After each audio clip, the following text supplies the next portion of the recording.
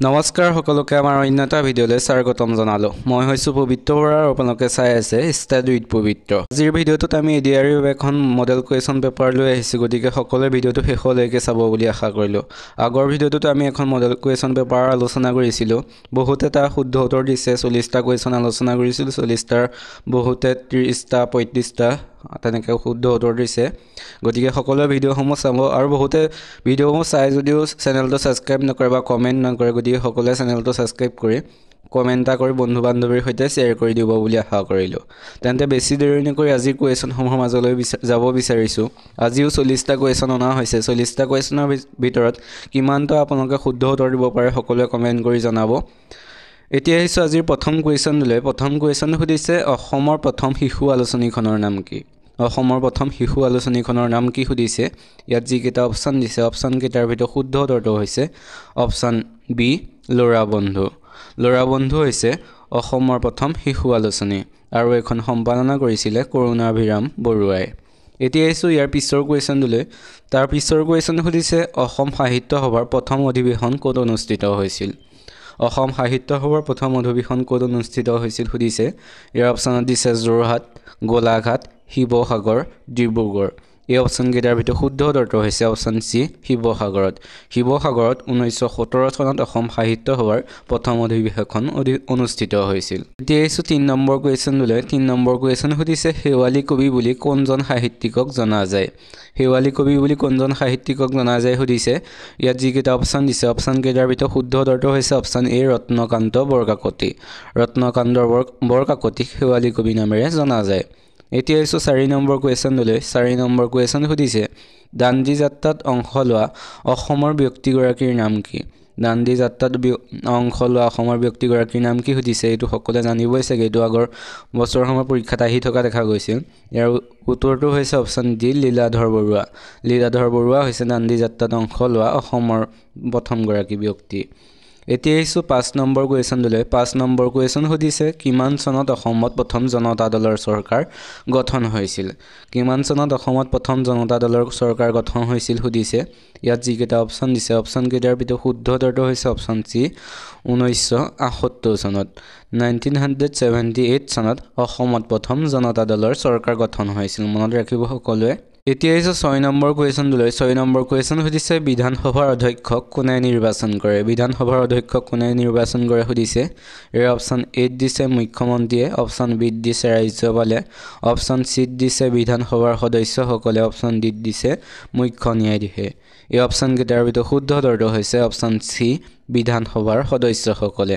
বিধানসভাৰ সদস্যসকলে বিধানসভাৰ অধ্যক্ষক নিৰ্বাচন কৰে। এতিয়া আহিছোঁ তাৰ পিছৰ অৰ্থাৎ 7 নম্বৰ কুৱেশ্যনলৈ। 7 নম্বৰ কুৱেশ্যন সুধিছে, অসমৰ ডিগবৈ শোধনাগাৰ কিমান চনত স্থাপন হৈছিল? অসমৰ ডিগবৈ শোধনাগাৰ কিমান চনত স্থাপন হৈছিল সুধিছে। ইয়াত যিকেইটা অপশ্যন দিছে, অপশ্যনকেইটাৰ ভিতৰত শুদ্ধ উত্তৰটো হৈছে অপশ্যন এ, 1901 চনত। 1901 চনত অসমত ডিগবৈ শোধনাগাৰ স্থাপিত হৈছিল। এতিয়া আহিছোঁ তাৰ পিছৰ অৰ্থাৎ 8 নম্বৰ কুৱেশ্যনটোলৈ। 8 নম্বৰ কুৱেশ্যন সুধিছে, অসমৰ কোন ঠাইত প্ৰথম কয়লা খনি স্থাপন হৈছিল? অসমৰ কোন ঠাইত প্ৰথম কয়লা খনি স্থাপন হৈছিল সুধিছে। ইয়াত যিকেইটা অপশ্যন দিছে, অপশ্যনকেইটাৰ ভিতৰত শুদ্ধ উত্তৰটো হৈছে অপশ্যন বি, মাকুমত। মাকুমত প্ৰথম কয়লা খনি স্থাপন হৈছিল। এতিয়া আহিছোঁ 9 নম্বৰ কুৱেশ্যনটোলৈ। 9 নম্বৰ কুৱেশ্যনটো সুধিছে, অসমৰ মানচেষ্টাৰ বুলি কোন ঠাইক কোৱা হয়? অসমৰ মানচেষ্টাৰ বুলি কোন ঠাইক কোৱা হয় সুধিছে। ইয়াৰ অপশ্যন এত দিছে হাজোক, অপশ্যন বিত দিছে বৰপেটা, অপশ্যন চিত দিছে মাজুলী, অপশ্যন ডিত দিছে শুৱালকুছি। এই অপশ্যনকেইটাৰ ভিতৰত শুদ্ধ উত্তৰটো হৈছে অপশ্যন ডি, শুৱালকুছি। শুৱালকুছিক অসমৰ মানচেষ্টাৰ বুলি কোৱা হয়। এতিয়া আহিছোঁ 10 নম্বৰ কুৱেশ্যনটোলৈ। 10 নম্বৰ কুৱেশ্যন সুধিছে, অসমৰ কোন ঠাইত জুইশলা কাৰখানা আছে? এইটো আমাৰ আগত আলোচনা কৰিছিলোঁ। অসমৰ কোন ঠাইত জুইশলা কাৰখানা আছে সুধিছে। এইটো সকলোৱে শুদ্ধ উত্তৰ দিব পাৰিব চাগে। ইয়াৰ অপশ্যনকেইটাৰ ভিতৰত শুদ্ধ উত্তৰটো হৈছে অপশ্যন চি, ধুবুৰী। ধুবুৰী জিলাত জুইশলা কাৰখানা আছে। আপোনালোকে ভিডিঅ'টো চাই কেনেকুৱা পাইছে সকলোৱে কমেণ্ট এটা কৰিব নাপাহৰিব। যদি ভাল পাইছে তেনেহ'লে চেনেলটো ছাবস্ক্ৰাইব কৰি লাইক এটা কৰি বন্ধু বান্ধৱীৰ সৈতে শ্বেয়াৰ কৰি দিব। আপোনালোকে সকলোৱে কমেণ্ট কৰিব। কমেণ্ট কৰিলে আমি ভিডিঅ'সমূহ পুনৰ বনাবলৈ উৎসাহ পাওঁ। গতিকে সকলোৱে ভাল হ'লেও কমেণ্ট কৰিব আৰু যদি বেয়া পায় তথাপিতো বেয়া হৈছে বুলি কমেণ্ট কৰিব, কাৰণ বেয়া হোৱাটো আমি যাতে পিছৰ ভিডিঅ'ত শুদ্ধ কৰিব পাৰোঁ। গতিকে সেইটো চেষ্টা কৰিম, সকলোৱে কমেণ্ট কৰিব। এতিয়া আহিছোঁ 11 নম্বৰ কুৱেশ্যনটোলৈ। 11 নম্বৰ কুৱেশ্যন সুধিছে নামেৰী ৰাষ্ট্ৰীয় উদ্যান কোনখন জিলাত অৱস্থিত নামেৰী ৰাষ্ট্ৰীয় উদ্যান কোনখন জিলাত অৱস্থিত সুধিছে ইয়াত যিকেইটা অপচন দিছে অপচন কেইটাৰ ভিতৰত শুদ্ধ উত্তৰটো হৈছে অপচন সি শোণিতপুৰ জিলাত নামেৰী ৰাষ্ট্ৰীয় উদ্যান অৱস্থিত এতিয়া আহিছো 12 নম্বৰ কুৱেশ্যনলৈ 12 নম্বৰ কুৱেশ্যন সুধিছে চৰক পূজা কেতিয়া পালন কৰা হয় চৰক পূজা কেতিয়া পালন কৰা হয় সুধিছে ইয়াত অপচন এ দিছে বহাগ মাহত অপচন বি দিছে চ'ত মাহত অপচন সি দিছে আহিন মাহত অপচন ডি দিছে পুহ মাহত এই অপচন কেইটাৰ ভিতৰত শুদ্ধ উত্তৰটো হৈছে অপচন বি চ'ত মাহত চৰক পূজা পালন কৰা হয় এতিয়া আহিছো তাৰ পিছৰ অৰ্থাৎ 13 নম্বৰ কুৱেশ্যনলৈ 13 নম্বৰ কুৱেশ্যন সুধিছে ৰাষ্ট্ৰীয় পৰ্যায়ত শ্ৰেষ্ঠ চিত্ৰনাট্যৰ সন্মান পোৱা প্ৰথম অসমীয়া ছবিখনৰ নাম কি ৰাষ্ট্ৰীয় পৰ্যায়ত শ্ৰেষ্ঠ চিত্ৰনাট্যৰ সন্মান পোৱা প্ৰথম অসমীয়া ছবিখনৰ নাম কি সুধিছে ইয়াত যিকেইটা অপচন দিছে অপচন কেইটাৰ ভিতৰত শুদ্ধ উত্তৰটো হৈছে অপচন এ অগ্নিস্থান ছবিখনে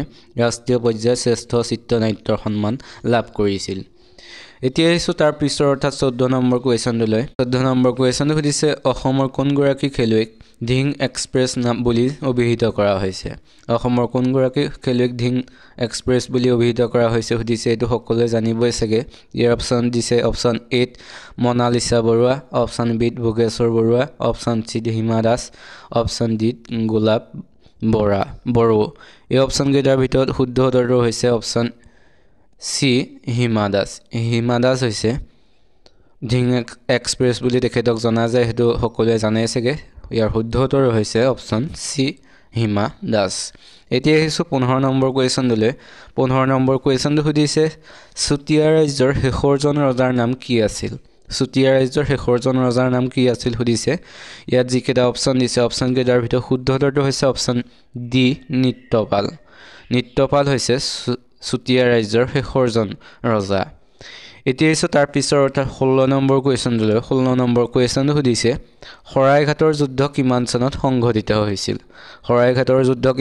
সংঘটিত হৈছিল সুধিছে ইয়াত যিকেইটা অপচন দিছে অপচন কেইটাৰ ভিতৰত শুদ্ধ উত্তৰটো হৈছে অপচন এ 1671 চনত শৰাইঘাটৰ যুদ্ধ সংঘটিত হৈছিল আমি কুৱেশ্যনসমূহ গ্ৰেড 4 ৰ বাবে উপযোগী হোৱাকৈ লৈ আহিছো গ্ৰেড 3 সকলেও চাব পাৰিব ইয়াৰ পৰা গ্ৰেড 3 ৰ কুৱেশ্যন অহা দেখা যায় গতিকে গ্ৰেড 4 সকলে ভালদৰে চাব বেছি টাফ কুৱেশ্যন অনা নাই কিছুমানে কমেন্ট কৰিছে যে টান কুৱেশ্যন আনিব টান কুৱেশ্যন আমি গ্ৰেড 3 মডেল কুৱেশ্যন পেপাৰ আমি পিছত আলোচনা কৰিম তাত আনিম গতিকে সকলোৱে এইখনো চাব ইয়াতো ইম্পৰ্টেন্ট কুৱেশ্যনে অনা হৈছে কিছুমান হাৰ্ড কুৱেশ্যনে অনা হৈছে গতিকে সকলোৱে চাব বুলি আশা কৰিলো এতিয়া এসো তাৰ পিছৰ কুৱেশ্যনলৈ তাৰ পিছৰ কুৱেশ্যন সুধিছে আহোমসকলৰ শেষ ৰাজধানী ক'ত আছিল সুধিছে ইয়াত যিকেইটা অপচন দিছে অপচন কেইটাৰ ভিতৰত শুদ্ধ উত্তৰটো হৈছে অপচন বি যোৰহাটত আহোমসকলৰ শেষ ৰাজধানী আছিল আৰু মনত ৰাখিব আহোমসকলৰ শেষ ৰজা আছিল পুৰন্দৰ সিংহ আছিল আহোমসকলৰ শেষ ৰজা আৰু শেষ ৰাজধানী আছিল যোৰহাট এতিয়া আহিছো তাৰ পিছৰ কুৱেশ্যনলৈ তাৰ পিছৰ কুৱেশ্যন সুধিছে কামাখ্যা মন্দিৰ নিৰ্মাণ কৰা ৰজাজন কোন আছিল কামাখ্যা মন্দিৰ কোনজন ৰজাই নিৰ্মাণ কৰিছিল সুধিছে ইয়াত যিকেইটা অপচন দিছে অপচন কেইটাৰ ভিতৰত শুদ্ধ উত্তৰটো হৈছে অপচন এ নৰকাসুৰে কামাখ্যা মন্দিৰ নিৰ্মাণ কৰিছিল এতিয়া আহিছো তাৰ পিছৰ অৰ্থাৎ 19 নম্বৰ কুৱেশ্যনলৈ 19 নম্বৰ কুৱেশ্যনটো সুধিছে এখন ৰাজ্যৰ প্ৰশাসনিক হৃদপিণ্ড বুলি ক'লে কাক বুজা যায় সুধিছে এই অপচন এ দিছে বিধানসভাক অপচন বি দিছে বিধানমণ্ডলক অপচন সি দিছে মন্ত্ৰীসভাক আৰু অপচন ডি দিছে সচিবালয়ক এই অপচন কেইটাৰ ভিতৰত শুদ্ধ উত্তৰটো হৈছে অপচন ডি সচিবালয়ক এখন ৰাজ্যৰ প্ৰশাসনিক হৃদপিণ্ড বুলি সচিবালয়ক বুজা যায় এতিয়া এসো তাৰ পিছৰ অৰ্থাৎ 20 নম্বৰ কুৱেশ্যনলৈ 20 নম্বৰ কুৱেশ্যন সুধিছে যোৰহাট চিকিৎসা মহাবিদ্যালয় কিমান চনত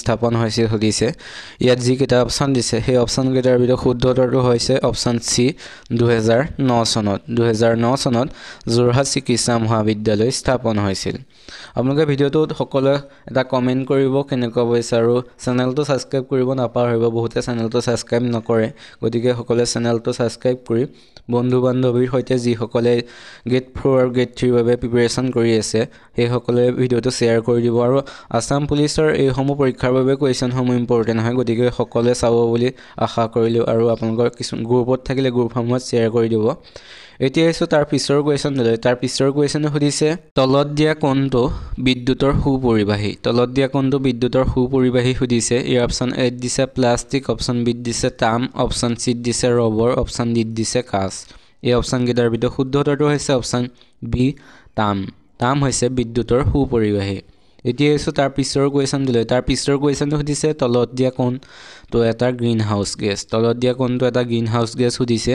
যে যিকেইটা অপশ্যন দিছে অপশ্যনকেইটাৰ ভিতৰত শুদ্ধ উত্তৰটো হৈছে অপশ্যন চি কাৰ্বন ডাই অক্সাইড কাৰ্বন ডাই অক্সাইড হৈছে এটা গ্ৰীণ হাউচ গেছ সেইটো সকলোৱে জানেই চাগে এতিয়া আহিছোঁ 23 নম্বৰ কুৱেশ্যনটোলৈ 23 নম্বৰ কুৱেশ্যনটো সুধিছে স্বাধীন ভাৰতৰ প্ৰথমজন প্ৰধানমন্ত্ৰী কোন আছিল স্বাধীন ভাৰতৰ প্ৰথমজন প্ৰধানমন্ত্ৰী কোন আছিল সুধিছে ইয়াত যিকেইটা অপশ্যন দিছে অপশ্যনকেইটাৰ ভিতৰত শুদ্ধ উত্তৰটো হৈছে অপশ্যন এ জৱাহৰলাল নেহেৰু হৈছে স্বাধীন ভাৰতৰ প্ৰথমজন প্ৰধানমন্ত্ৰী এতিয়া আহিছোঁ তাৰ পিছৰ কুৱেশ্যনটোলৈ তাৰ পিছৰ অৰ্থাৎ 24 নম্বৰ কুৱেশ্যনো সুধিছে চাণক্যৰ আন এটা নাম কি আছিল চাণক্যৰ আন এটা নাম কি আছিল সুধিছে ইয়াত যিকেইটা অপশ্যন দিছে অপশ্যনকেইটাৰ ভিতৰত শুদ্ধ উত্তৰটো হৈছে অপশ্যন বি কৌটিল্য অন্য এটা নাম হৈছে চাণক্য সেইটো সকলোৱে মনত ৰাখিব কিছুমানে ভুল কৰা যায় কিছুমান পৰীক্ষাত অহা যায় চাণক্যটো অপশ্যনত নাথাকিলে কৌটিল্য থাকিলে সকলোৱে ভুল কৰে বোলে অপশ্যনত নাই কিন্তু ইয়াৰ চাণক্যৰ অন্য এটা নাম হৈছে কৌটিল্য এইটো মনত ৰাখিব সকলোৱে এতিয়া আহিছোঁ 25 নম্বৰ কুৱেশ্যনটোলৈ 25 নম্বৰ কুৱেশ্যনটো সুধিছে সন্তোষ ট্ৰফী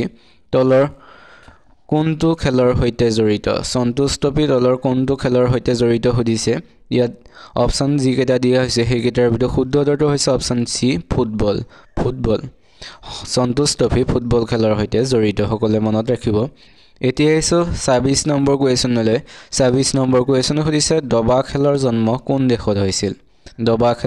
কোন দেশত হৈছিল সুধিছে ইয়াত যিকেইটা অপশ্যন দিছে অপশ্যনকেইটাৰ ভিতৰত শুদ্ধ উত্তৰটো হৈছে অপশ্যন এ ভাৰতত দবা খেলৰ জন্ম হৈছিল এইটো সকলোৱে মনত ৰাখিব এতিয়া আহিছে তাৰ পিছৰ 27 নম্বৰ কুৱেশ্যনলৈ 27 নম্বৰ কুৱেশ্যন সুধিছে ভাংৰা কোন ৰাজ্যৰ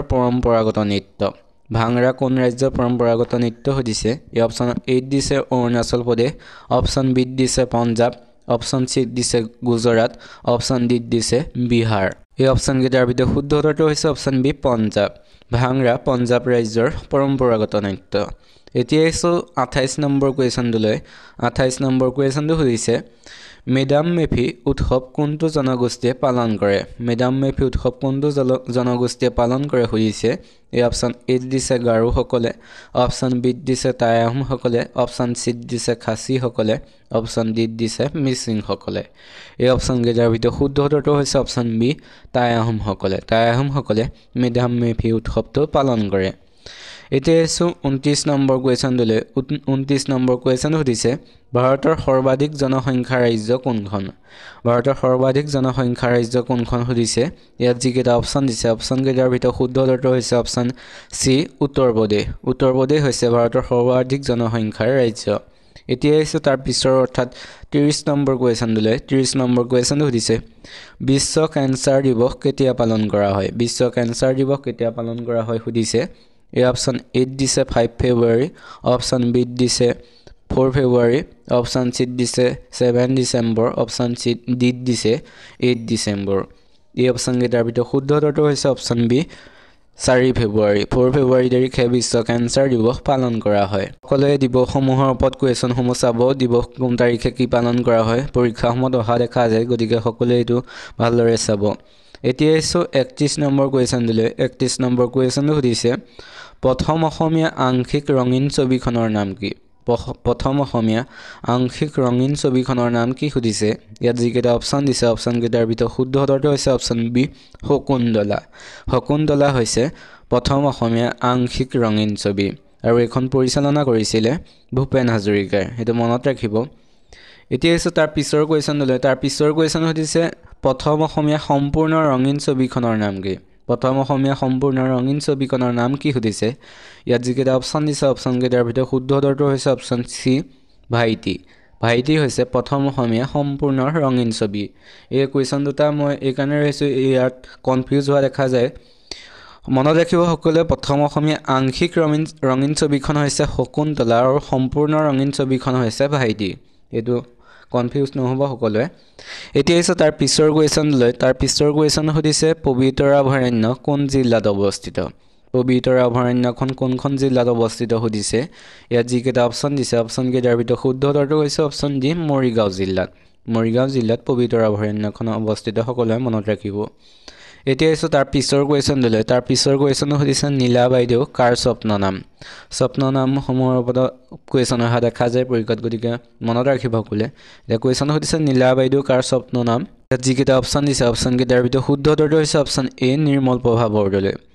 প্ৰভা বৰদলৈ নীলা বাইদেউ বুলি জনা যায় এতিয়া এসো তাৰ পিছৰ অৰ্থাৎ 35 নম্বৰ কোৱেশ্চন দিলে 35 নম্বৰ কোৱেশ্চন সুধিছে অসম সাহিত্য সভাৰ তৃতীয়জন সভাপতি কোন আছিল অসম সাহিত্য সভাৰ তৃতীয়জন সভাপতি কোন আছিল সুধিছে ইয়াৰ অপশ্যন এ দিছে চন্দ্ৰধৰ বৰুৱা অপশ্যন ডি দিছে কালিৰাম মেধি অপশ্যন চি দিছে হেমচন্দ্ৰ গোস্বামী অপশ্যন ডি দিছে পদ্মনাথ গোহাঁই বৰুৱা এই অপশ্যন কেইটাৰ ভিতৰত শুদ্ধ উত্তৰটো হৈছে অপশ্যন বি কালিৰাম মেধি হৈছে অসম সাহিত্য সভাৰ তৃতীয়জন সভাপতি আৰু সকলোৱে মনত ৰাখিব প্ৰথমজন হৈছে পদ্মনাথ গোহাঁই বৰুৱা তেখেত অসম সাহিত্য সভাৰ প্ৰথমজন সভাপতি তৃতীয়জন হৈছে কালিৰাম মেধি এতিয়া এসো তাৰ পিছৰ কোৱেশ্চনলৈ তাৰ পিছৰ কোৱেশ্চন সুধিছে মেঘালয়ৰ ৰাজধানী কি ৰাজধানীৰ ওপৰত কোৱেশ্চন অহা দেখা যায় পৰীক্ষা সময়ত গতিকে সকলোৱে কমেন্ট কৰক মেঘালয়ৰ ৰাজধানী কি ইয়াৰ যিকেইটা অপশ্যন দিছে অপশ্যন কেইটাৰ ভিতৰত শুদ্ধ উত্তৰটো হৈছে অপশ্যন চি শ্বিলং হৈছে মেঘালয়ৰ ৰাজধানী এতিয়া এসো তাৰ পিছৰ কোৱেশ্চনলৈ তাৰ পিছৰ কোৱেশ্চন হৈছে আয়াৰলেণ্ডৰ মুদ্ৰাৰ নাম কি সুধিছে ইয়াত যিকেইটা অপশ্যন দিছে অপশ্যন কেইটাৰ ভিতৰত শুদ্ধ উত্তৰটো হৈছে অপশ্যন এ ইউৰো হৈছে আয়াৰলেণ্ডৰ মুদ্ৰাৰ নাম এতিয়া এসো 38 নম্বৰ কোৱেশ্চনলৈ 38 নম্বৰ কোৱেশ্চনটো সুধিছে চীনৰ মুদ্ৰাৰ নাম কি সুধিছে ইয়াত যিকেইটা অপশ্যন দিছে সেইকেইটাৰ ভিতৰত শুদ্ধ উত্তৰটো হৈছে অপশ্যন চি ইয়েন হৈছে চীনৰ মুদ্ৰাৰ নাম এতিয়া এসো 39 নম্বৰ কোৱেশ্চনলৈ 39 নম্বৰ কোৱেশ্চনটো সুধিছে অসমত দাস প্ৰথা কেতিয়া বিলুপ কৰা হৈছিল সুধিছে ইয়াত যিকেইটা অপশ্যন দিছে অপশ্যন কেইটাৰ ভিতৰত শুদ্ধ উত্তৰটো হৈছে অপশ্যন এ 1843 চনত অসমত দাস প্ৰথা বিলুপ কৰা হৈছিল এতিয়া এসো আজি শেষৰ কোৱেশ্চনটো সুধিছে মানুহৰ প্ৰথম আক্ৰমণ কোন